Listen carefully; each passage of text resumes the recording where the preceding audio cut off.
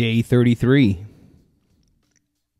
I discovered a small, I don't know, maybe significance to today. And I discovered something interesting on my pull, my last pull at 170. I'll get into it in a little bit. But first, all the tribes of Israel came to David in Hebron and said, "Here we are, your bone and your flesh. In days past, when Saul was our king, it was you who led the children of Israel out and brought them back. And the Lord said to you, 'You shepherd my people, Israel, and shall be commander of Israel.' When all the elders of Israel came to David in Hebron, King David made an agreement with them before the Lord, and they anointed him king of Israel. David was 33 years old when he became king, and he reigned for 40 years, 7 years and 6 months in Hebron over Judah, and 33 years in Jerusalem over Israel and Judah. Then the king and his men set out for Jerusalem against the Jebusites who inhabited the region. David was told, 'You cannot enter here. The blind and the lame will drive you away,' which was their way of saying, 'David cannot enter here.' But David did take the stronghold of Zion, which is the city of David. David grew steadily more powerful, for the Lord of hosts was with him." That was the first reading from the book of 2 Samuel. This was just a couple of days ago. That was from the 24th. And a few interesting things I want to touch on, but before I do, let me see here. How do I want to do this? Yeah, you know what? I'm just going to move forward to the next one. So this is from the Gospel of Mark, and so this is all ties together, and I'm kind of pointing you to where I'm going. In the Gospel of Mark, the scribes who had come from Jerusalem said of Jesus, "He is possessed by Beelzebub, and by the prince of demons he drives out demons." Summoning them, he began to speak to them in parables. "How can Satan drive out Satan? If a kingdom is divided against itself, that kingdom cannot stand. And if a house is divided against itself, that house will not be able to stand. And if Satan has risen up against himself and is divided, he cannot stand. That is the end of him. But no one can enter a strong man's house to plunder his property unless he first ties up the strong man. Then he can plunder his house. Amen, I say to you, all sins and blasphemies that people utter will be forgiven them. But whoever blasphemes against the Holy Spirit will never have forgiveness, but is guilty of an everlasting sin. For they had said, he has an unclean spirit." So that's the gospel reading, January 24th. And a few things I want to touch on there. So today's episode 37, right? Deadlift Daily, continuation of 30 days of deadlifting. And I just thought it was interesting that David was 33 years old when he became king. And today's day 33. He reigned for 40 years. So 40 is a significant number in all of Scripture. It pops up everywhere, right? You know, God flooded the earth for 40 days. You know, Moses and Jesus both fasted 40 days, 40 nights, 40 years in the desert. Interesting. Also, the 40 is also a significant number because it is the number of gestational weeks during a woman's pregnancy, right? 40 weeks pregnancy. And so David became king when he was 33 became king. Jesus entered into his ministry at 33. All right, so just thought, and today's episode is the 33rd episode. So it's no coincidence that God wanted me to share this message with you today. But I want to touch on a few things on how to break a strong man.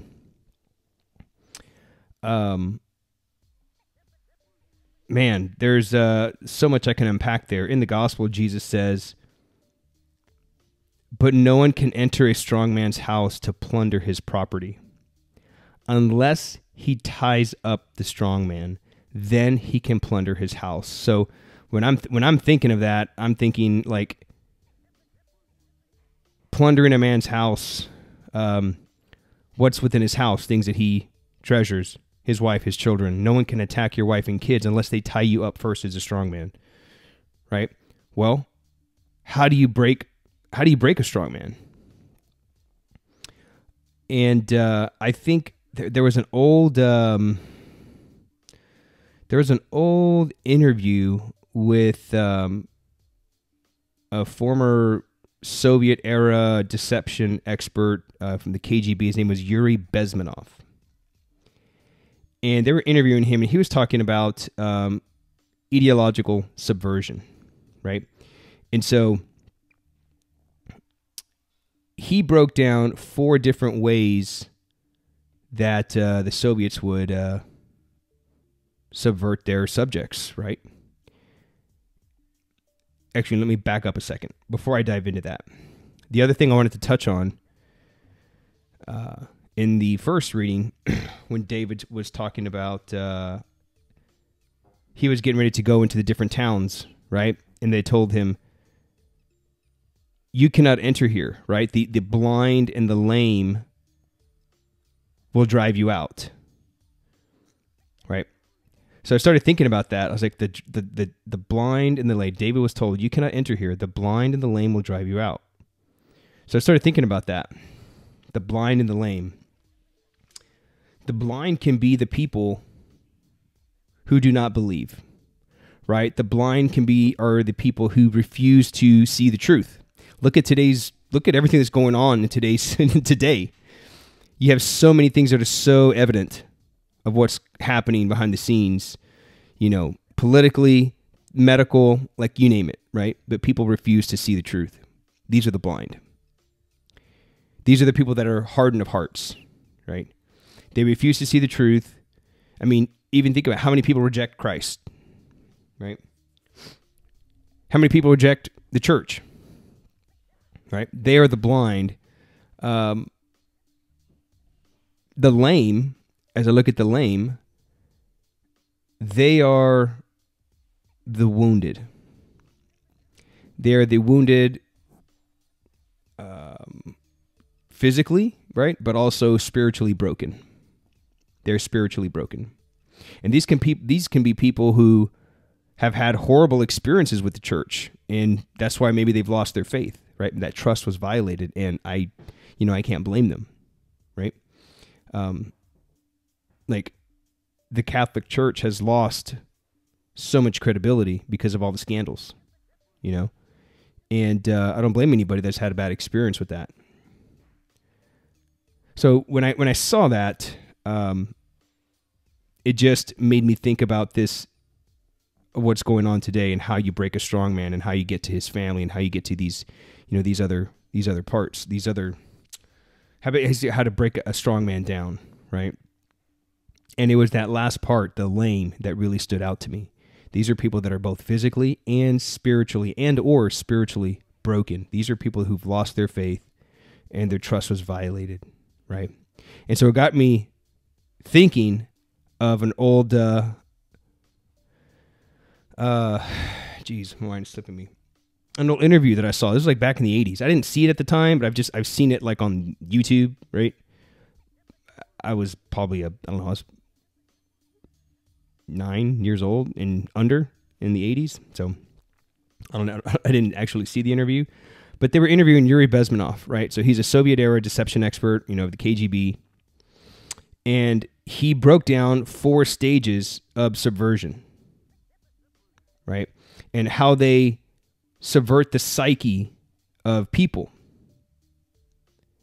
But today I want to break down his 4 stages, but what that could look like in subverting the psyche of men, and how we break down strongmen, right? Causing men to play small, causing men to live in fear, causing men to live a life of indecisiveness, a life of avoidance, not making those powerful decisions. Okay, and what that does is just ultimately keeps you from showing up as the man, husband, and father that you've been called to be. And stage 1 is demoralization. Okay, and so this takes about 15 to 20 years to demoralize a strongman. And this is done by de-influencing various areas of his life, primarily religion. Right? I've talked about religion in its importance, right? So how do they do this? Well, they distract a man from his faith, right? They distract a man from his faith by discouraging religion in his life, right? And they replace his religion with artificial faiths of other systems. Atheism, the government, social clubs, spiritism / New Age, which is palm readings and tarot card readings and crystals and pendulums and things like this, right? They replace a man's faith, a man's religion with these other systems.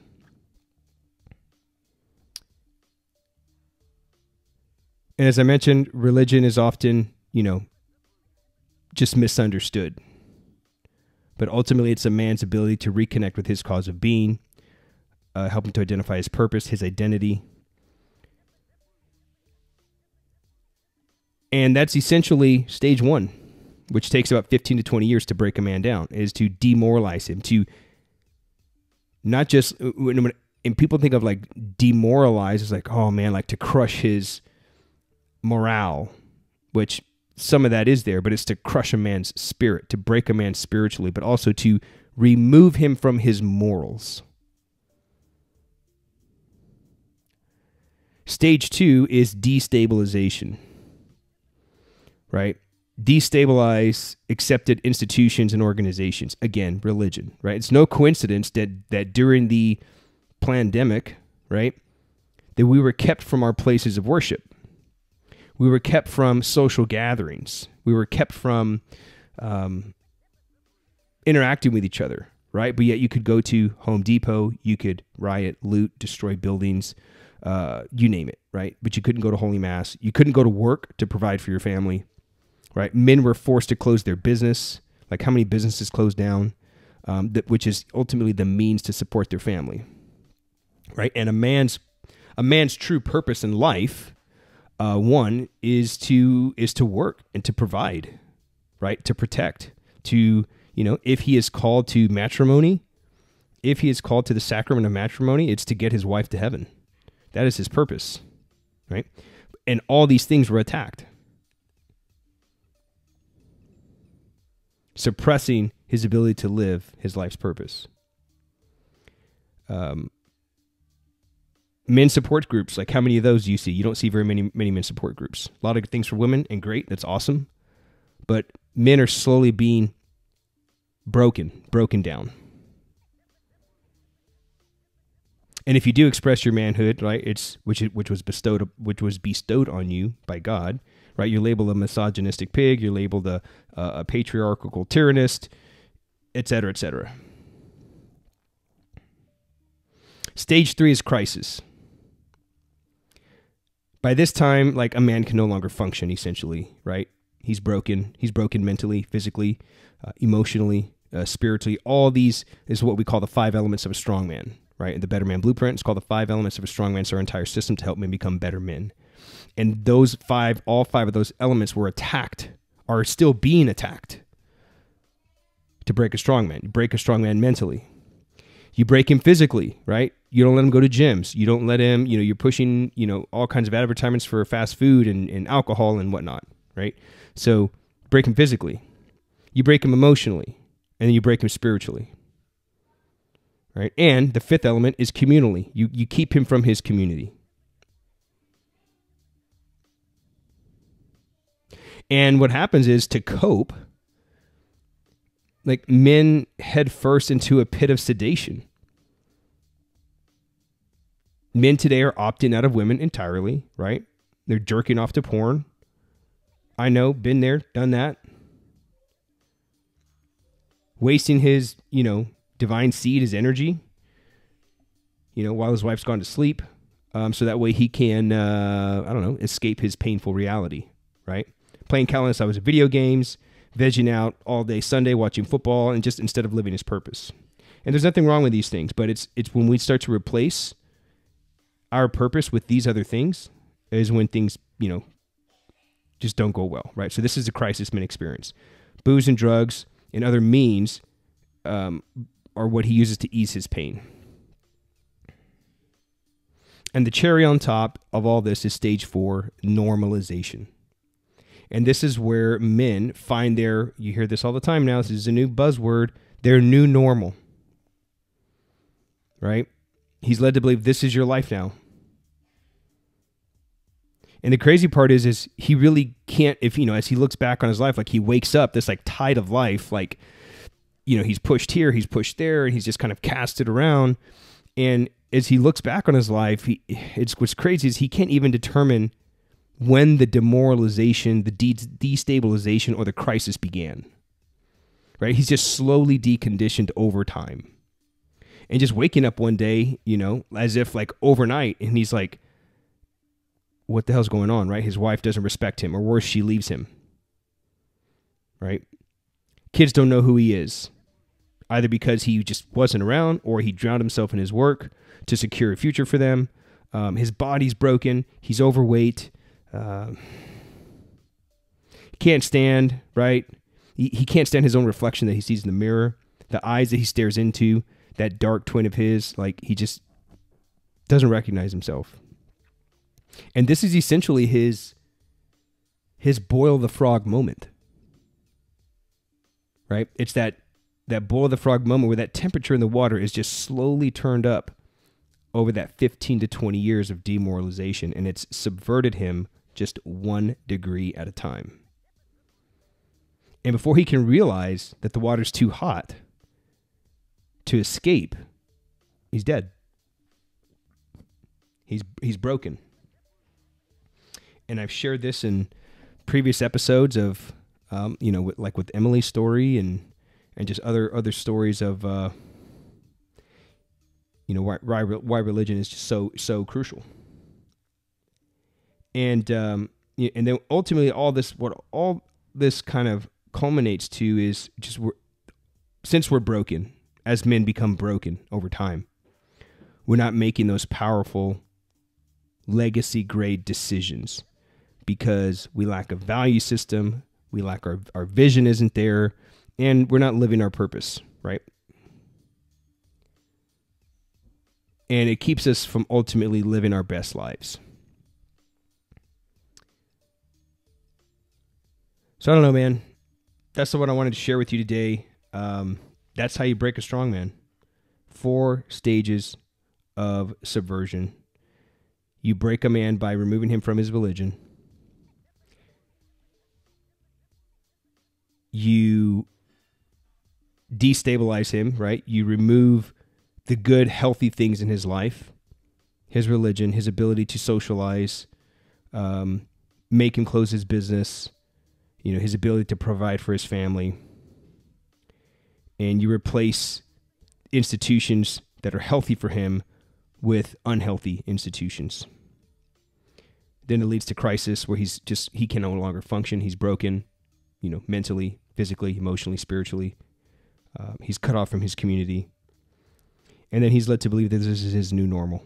This is the way life is. His boil the frog moment. So that's what I want to share with you today. Today's training session was really interesting. I'm now, as of this video, 33 days in. I'm warming up with the Zercher today, and only had one heavy pull, 202 kilos for 3, a little bit of a grinder, but something interesting happened on that last set at 170. And I've been playing around with it and using it more in my training. I'm going to have to do a few more things I'm going to have to do a little bit more testing before I kind of tell you what it is. But here's what I will leave you with. When I set up for 170 and I did this thing, I didn't even feel the weight. I didn't even feel the weight as it came up. It was crazy. And so I'm going to test this out a little bit more before I talk about what it is that I'm doing. But dude, if this is what I think it is, I think we have solidified the wedge. I've talked about the wedge several times. I think I probably talk about the wedge more than anybody else, to my knowledge. And essentially, since I've been in the deadlift game since 2013, that's what, like 7, 8, 9 years now. Wow. 9 years now. I've discovered that there are 4 aspects of the wedge. And this is something that we cover in Next Level Deadlift, which is a new deadlift coaching program where you'll coach with me for 12 weeks to take your deadlift to the next level. Everything from all the skill mastery, programming, like you name it. This is the exact same protocols that I've been using for this. Well, not the exact one I'm using in the 30 days of deadlifting, but the same system. But this Next Level Deadlift is responsible for taking guys, like adding 20 kilos to guys' deadlifts in a month, 50 kilos to people's deadlifts in a year. Really crazy progressions here. But there's a 5th component, which I think I may have unlocked today at 170. And I think that will be the final piece of the wedge. 5 components to the wedge. And so I'm gonna play around with it a little bit more before I talk more about it, because I want to make sure this wasn't like a fluke. I want to make sure this is something that's repeatable, something that I can teach and impart on you that can take your deadlift to the next level. But if you want to, in the meantime, if you want to learn how to deadlift better, maybe you're new to the barbell, you're not sure where to start. If you're anything like me back in 2013 when I sucked at deadlifting, I had no clue what I was doing. I was just trying to pick the bar up. But there's an actual skill set that goes along with it, right? The deadlift is something as simple as pick it up, put it down, but there is a skill and an art to it for sure.